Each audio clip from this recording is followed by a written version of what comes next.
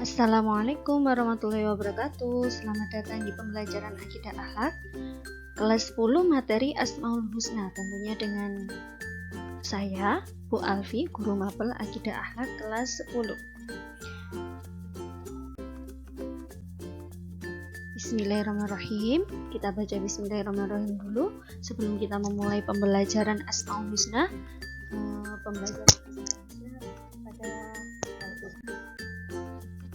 Kita masuk ke materi awal. Di sini kita akan mempelajari apa tujuan pembelajaran yang akan kita tempuh pada materi hari ini.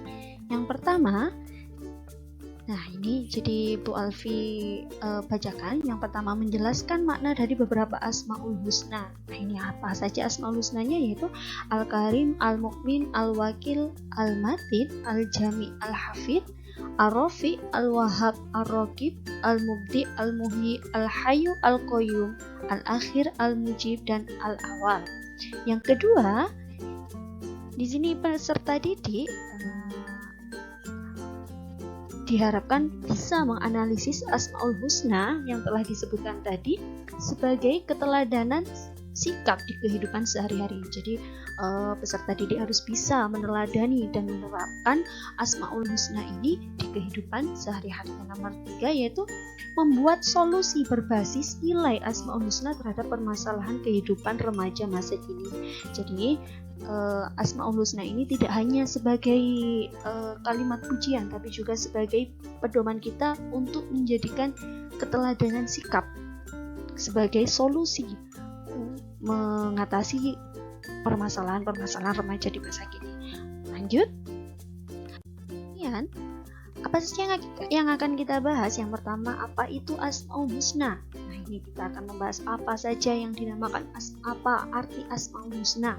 Kemudian, berapakah jumlah Asmaul Husna yang harus kita ketahui? Nah, nomor 3, apa saja Asmaul Husna tersebut? Kemudian selanjutnya, bagaimana cara kita merefleksikan Asmaul Husna dalam kehidupan sehari-hari. Ini tentunya akan menjadi suatu materi yang bermanfaat bagi kita. Mari perhatikan penjelasan berikut. Oke. Yang pertama, pengertian Asmaul Husna. Nah, ini pengertian Asmaul Husna yang pertama. Dari segi bahasa, Asma artinya nama, sedangkan Husna artinya yaitu lebih baiknya. Kemudian Asmaul Husna secara harfiah adalah nama-nama sebutan gelar Allah yang baik dan agung sesuai dengan sifat-sifatnya. Nama-nama Allah itu adalah nama-nama yang baik dan sempurna, sedikit pun tidak ada kekurangannya dan tidak boleh diserupakan dengan yang lainnya. Nah, di sini Allah mengajarkan nama-nama itu melalui firman-Nya.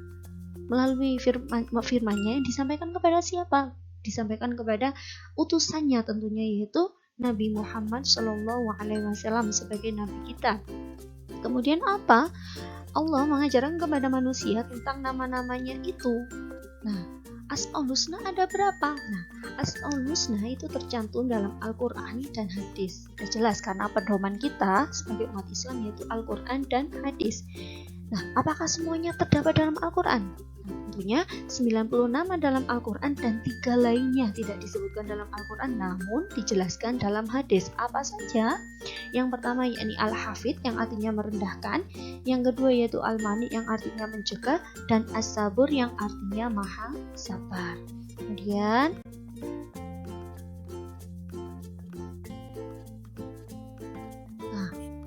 berapa jumlah Asmaul Husna? Nah, menurut hadis riwayat Bukhari Muslim, sesungguhnya bagi Allah 99 nama, barang siapa yang menghafalkannya, ia akan masuk surga, dan sesungguhnya Allah itu ganjil, menyukai akan yang ganjil. Nah, dari hadis ini kita bisa mengambil kesimpulan bahwasanya apa? Allah itu suka sesuatu yang ganjil. Makanya kenapa Asmaul Husna itu tidak digenapkan menjadi 100 tapi 99 nama. Nah, barang siapa kita menghafalkannya, itu dikatakan kita bisa masuk surga. Nah, bayangkan kita menghafalkan nama-nama saja kita dijamin masuk surga, apalagi kita meneladaninya, apalagi kita menerapkan Asmaul Husna dengan nilai-nilainya di dalam kehidupan kita. Lanjut, apa saja Asmaul Husna tersebut? Nah, ini adalah beberapa Asmaul Husna yang akan kita bahas pada pertemuan kali ini. Yang pertama Al-Karim, yang berarti Maha Mulia. Nah, setelah kita mengetahui bahwasanya Al-Karim itu ada yang maha mulia, apa sikap yang harus kita teladani, yang harus kita terapkan? Yang pertama, kita harus berbudi pekerti luhur, berupaya menghindari perbuatan tercela, kemudian selalu mengerjakan hal-hal yang mulia. Ini karena apa? Allah saja yang maha mulia. Nah, kita sebagai umatnya kita harus juga meneladaninya, yaitu selalu mengerjakan hal-hal yang mulia sebagai keteladanan kita terhadap Asmaul Husna Al-Karim. Yang kedua yaitu Al-Mu'min. Nah, ini Al-Mu'min adalah yang maha memberi keamanan. Sumber rasa aman dan keamanan yang hakiki adalah berasal dari Allah. Kemudian sikap apa yang harus kita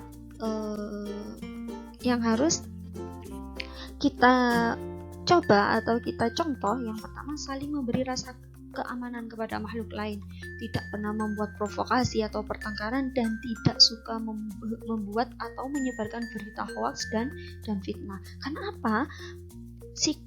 Sikap-sikap di atas ini akan mengusik ketenangan orang lain dan masyarakat. Tentunya tidak akan memberikan keamanan bagi orang lain. Kemudian yang selanjutnya yaitu Al-Wakil. Allah merupakan wakil yang mutlak, yang artinya yang maha mewakili, wakil mutlak terhadap seluruh makhluknya. Nah, setelah mempelajari ini, sikap apa yang bisa kita teladani? Pertama, menggantungkan diri, bertawakal hanya kepada Allah. Yang kedua, tidak mudah putus asa dalam bekerja dan berdoa. Kemudian selalu bersyukur kepada Allah. Nah, ini biasanya yang sering terjadi di fenomena remaja sekarang itu apa? Mudah putus asa. Padahal apa? Seharusnya kita menggantungkan sesuatu kepada Allah. Ada Allah di hidup kita. Ketiga, selanjutnya yakni yang nomor 4, Al-Matin, yang maha kokoh. Nah, Allah merupakan satu-satunya zat yang memiliki kekuatan yang sempurna. Nah, ini kekuatan Allah sedikit pun tidak mempunyai kelemahan. Sikap apa yang bisa kita teladani? Yang pertama, memohon pertolongan hanya kepada Allah, teguh pendirian dan istiqomah sebagai keteladanan. Yang nomor selanjutnya yaitu sabar dalam menjalani ujian. Nah, ini istiqomah, teguh pendirian ini. Kemudian yang nomor 5 yaitu Asmaul Husna Al-Jami, yang artinya maha mengumpulkan. Nah, di sini Allah adalah zat yang mampu menghimpun segala sesuatu yang mustahil dilakukan manusia. Nah, ini manusia tidak akan bisa mencontoh bagaimana maha mengumpulkannya Allah. Dari itu kita hanya bisa meneladani bagaimana caranya hidup dalam kebersamaan. Tentunya ukhuwah Islamiyah, ukhuwah diniyah, ukhuwah watoniyahnya harus kita laksanakan. Kemudian saling toleransi karena Allah menciptakan seluruh makhluknya berbeda ras dan bersuku-suku hanya untuk saling mengenal. Kemudian yakin bahwa suatu saat akan mati dan dikumpulkan di padang mahsyar, tempat di mana kita berkumpul di akhirat nanti atau di Yaumul Mizan nanti. Yang nomor 6 yaitu Al-Hafid, yaitu yang maha memelihara. Yang maha memelihara, tidak ada Tuhan melainkan Allah yang hidup kekal dan lagi terus menerus, yang bisa memelihara kita selama-lamanya. Bagaimana kita meneladaninya? Yang pertama, menjaga kehormatan diri, memelihara kehormatan diri kita sendiri. Kemudian memelihara lisan dan sikap kita supaya apa? Tidak menyakiti orang lain, memelihara kelestarian lingkungan sebagai bentuk warisan nanti untuk generasi-generasi selanjutnya. Kemudian yang nomor 7 yaitu Ar-Rafiq, yaitu yang maha meninggikan. Ar-Rafiq artinya zat yang maha mengangkat dan meninggikan derajat hamba-hamba Allah. Allah itu akan meninggikan status para kekasihnya, kita manusia, serta memberi mereka kemenangan atas musuh-musuhnya. Nah, bagaimana cara kita menerapkan atau meneladaninya? Yang pertama, meninggikan agama Allah, tidak merendahkan atau menyepelekan orang lain, dan mempunyai pribadi yang jelas. Yakni Al-Wahhab, maha pemberi. Bagaimana kita meneladaninya? Yaitu menjadi pribadi yang dermawan. Kita tentunya tahu bahwasanya satu-satunya zat yang maha memberi tanpa batas yaitu Allah Subhanahu wa taala. Yang nomor 2 melatih diri untuk ikhlas. Kemudian yang nomor 9 Asmaul Husna Ar-Raqib, yang maha mengawasi. Nah, ini tentunya Allah yang menjadikan hambanya selalu berada dalam pengawasannya. Nah, ini Allah lah yang memperhatikan, mengawasi semua hambanya ketika mereka bergerak maupun ketika mereka diam. Nah, kemudian bagaimana kita meneladaninya? Yang pertama, merasa selalu diawasi oleh Allah. Dengan ini kita akan apa? Selalu merasa ayo kita untuk berbuat baik. Nah, nih munculnya rasa malu, al-haya'u minal iman. Kemudian berkomitmen kepada Allah dimanapun dan kapanpun berada. Selanjutnya al-mubdi, maha memulai cara penerapannya yaitu memulai banyak berbuat kebaikan. Kemudian apa? Niat dan berdoa yang baik atas segala sesuatu yang akan kita lakukan. Kita tahu bahwasanya segala yang akan kita lakukan itu berasal dari niat. Makanya kita coba merubah niat kita menjadi hal positif dan apa tentunya dengan diiringi dengan doa. Kemudian yang nomor 11 yaitu al-muhyi, maha menghidupkan, yang artinya Allah lah satu-satunya zat yang tak mungkin mengalami kematian. Nah, sifat hidupnya merupakan sifat yang niscaya mutlak dan tidak mengalami penyusutan. Bagaimana kita meneladaninya? Menggantungkan segalanya kepada Allah. Karena apa? Ketika kita menggantungkan segalanya kepada Allah, tidak akan ada yang meninggalkan. Kemudian yang nomor 2, menghidupkan syiar Islam dalam kehidupan. Kita harus berdakwah dan berfastabiqul khairat, amar ma'ruf. Selanjutnya, al-hayyu, maha hidup. Bagaimana cara kita meneladaninya? Tentunya al-hayyu, zat yang maha mengolah dan tidak pernah alfa, yaitu memiliki makna yang artinya memelihara, mengaktualisasikan pengelolaan terhadap alam semesta ini dan semua makhluk itu hanya Allah. Bagaimana cara meneladaninya? Yaitu yang pertama, menjadikan Allah sebagai pusat ketergantungan, bersikap mandiri dan usaha maksimal menghargai hak hidup orang lain. Nomor 3 yaitu al-qayyum, maha berdiri sendiri.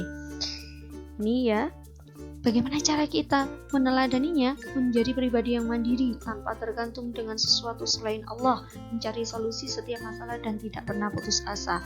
Yang nomor 14 yaitu al-akhir, maha akhir. Bagaimana cara meneladaninya? Tidak menunda-nunda kebaikan, perbanyak amal soleh. Kita tahu bahwasanya nanti ketika kita wafat, ketika kita meninggal, hanya amal soleh nanti yang akan menjadi teman kita. Yang terakhir yaitu al-mujib, Allah adalah maha yang mengabulkan doa. Nama Allah dengan sifat ini mengabulkan atau memperkenankan semua permintaan atau permohonan hambanya. Siapa yang berdoa, akulah yang menjawab setiap orang yang memanggilku. Begitulah sabda Allah Subhanahu wa taala. Bagaimana kita meneladaninya? Yang pertama, selalu berdoa kepada Allah, menggantungkan segala urusan kita kepada Allah, tentunya dengan diiringi ikhtiar dan doa. Kemudian husnudzon, berprasangka baik kepada Allah. Nah, kemudian selanjutnya, mengapa kita harus meneladani Asmaul Husna? Tentunya, ayo kita ajak semua orang di sekeliling kita untuk meneladani Asmaul Husna, karena Asmaul Husna adalah cerminan akhlak mulia. Marilah kita amalkan. Dengan Asmaul Husna kita menjadi pribadi yang lebih baik. Asmaul Husna mengenal Allah, menjadi hamba yang takwa. Jadikan Asmaul Husna sebagai pedoman, wujudkan yang baik. Sekian materi dari Bu Alfiah hari ini. Saya ucapkan syukran katsiron. Semoga bermanfaat. Assalamualaikum warahmatullahi wabarakatuh.